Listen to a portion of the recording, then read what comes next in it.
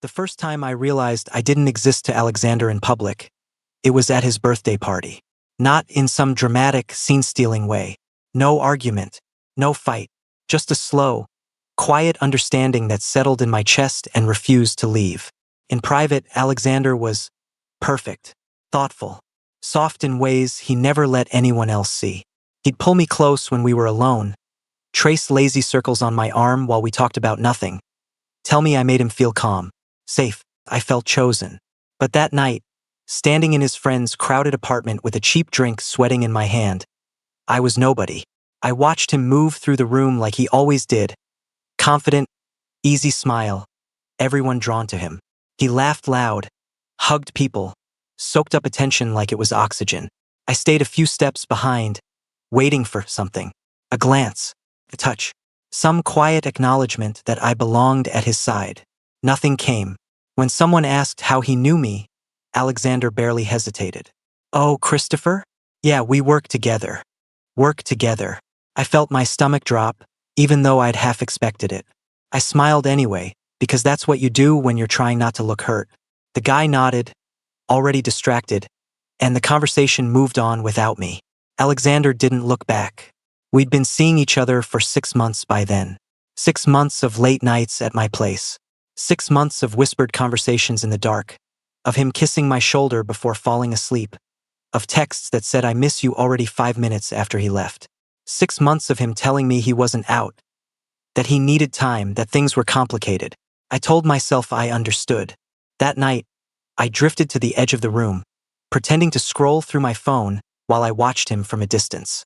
He looked so comfortable, so himself. Like this was the real version of Alexander, and the one I knew, the quiet, affectionate one, was something he only allowed behind closed doors.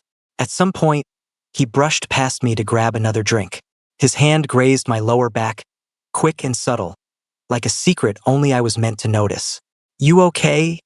he murmured, not meeting my eyes. "Yeah," I said automatically.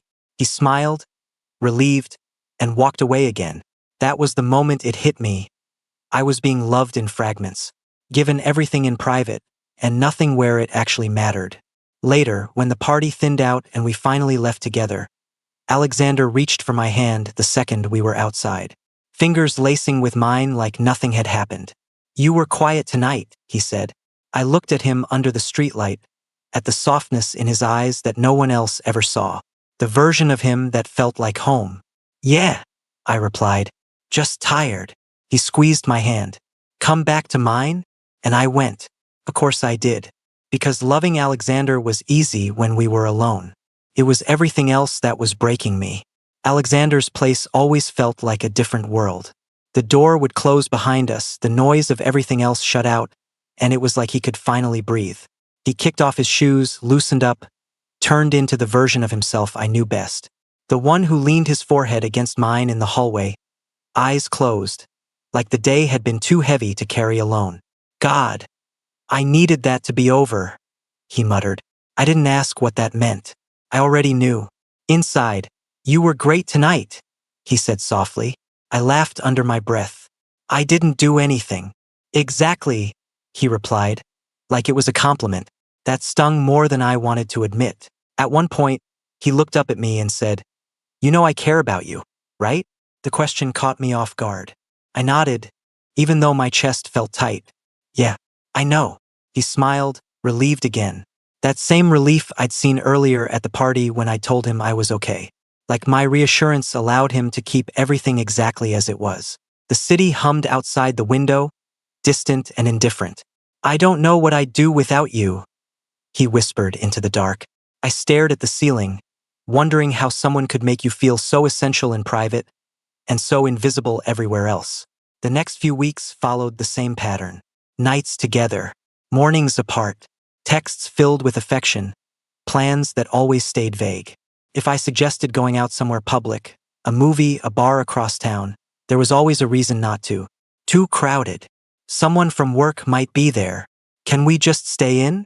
I started noticing how carefully he curated his life, how neatly I was tucked into the parts no one else could see.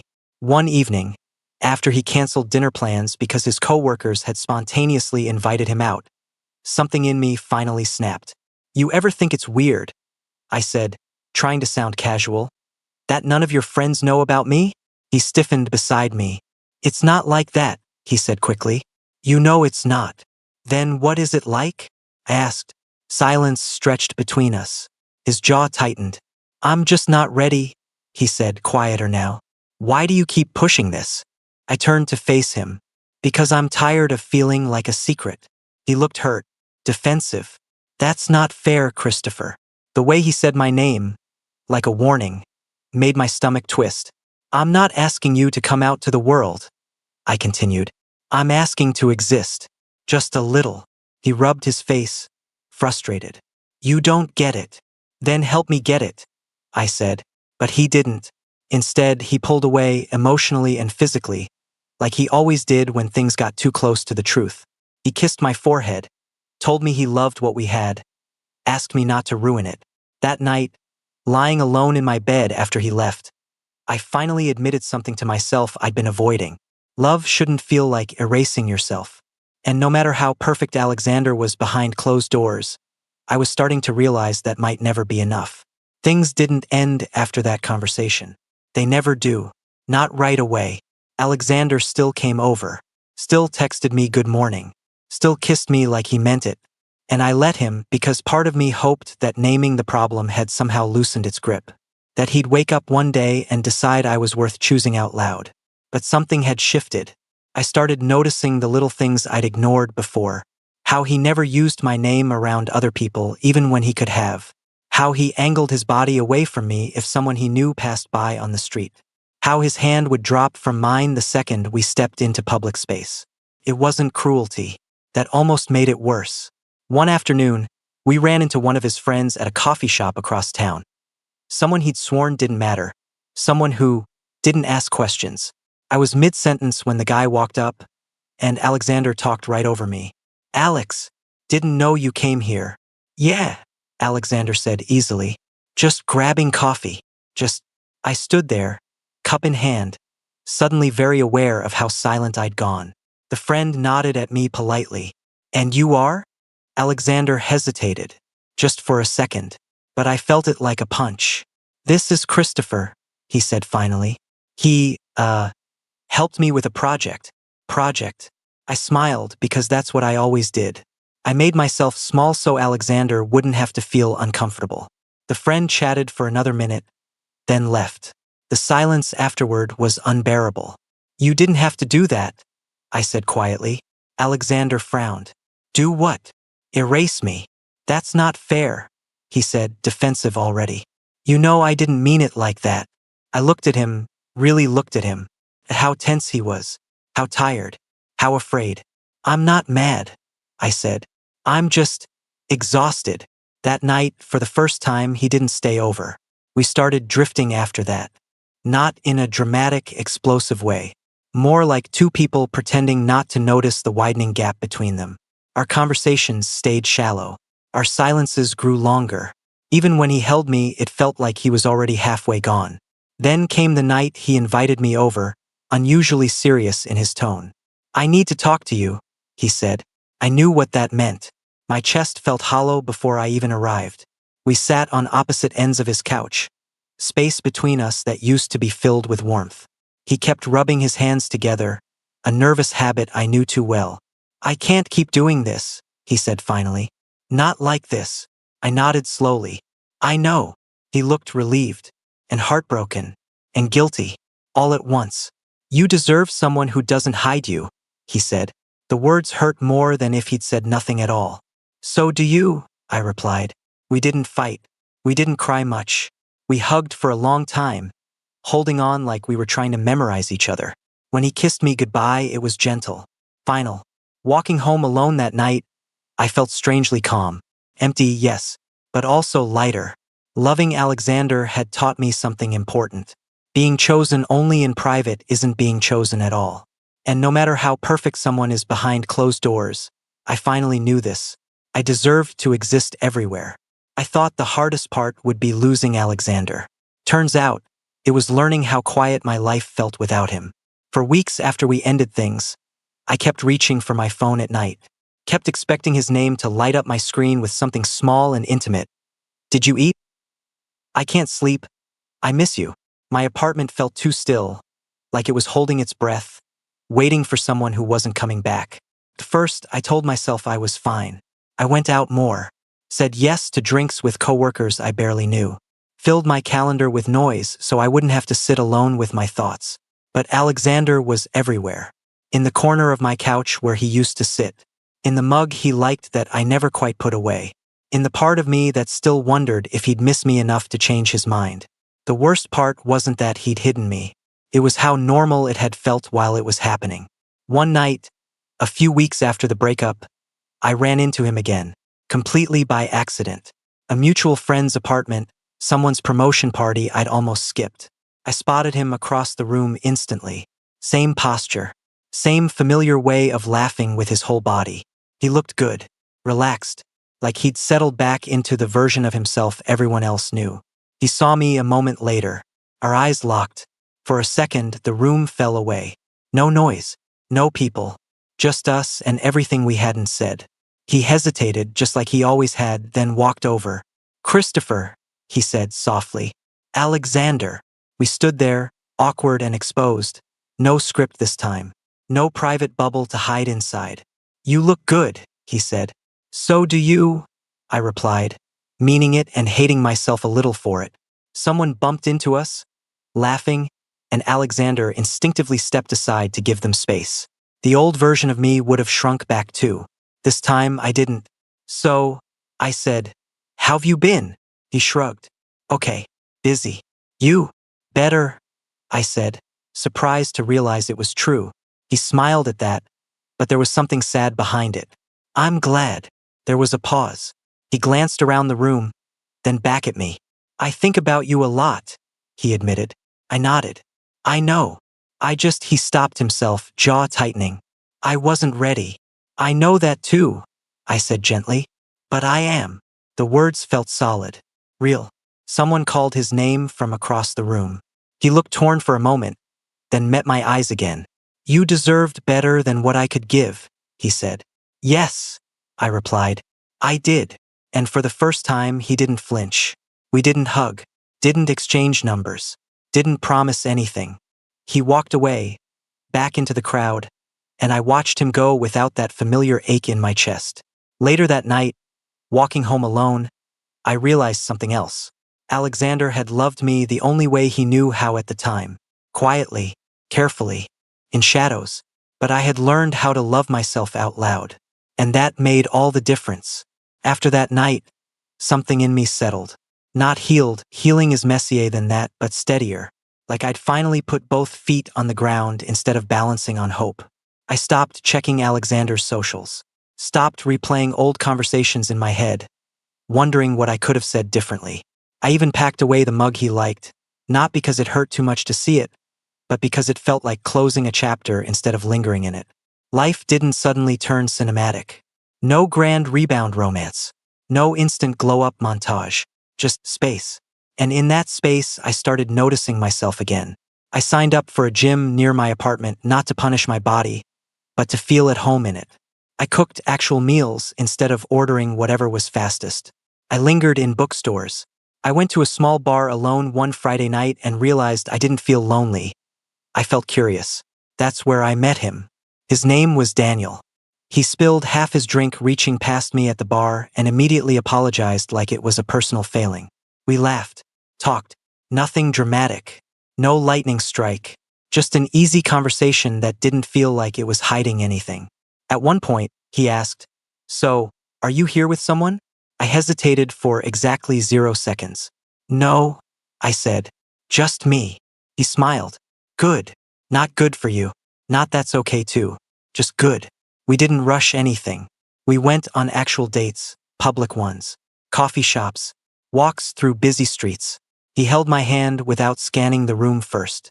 Introduced me to his friends without qualifying who I was. Said my name like it was something he was proud to say out loud.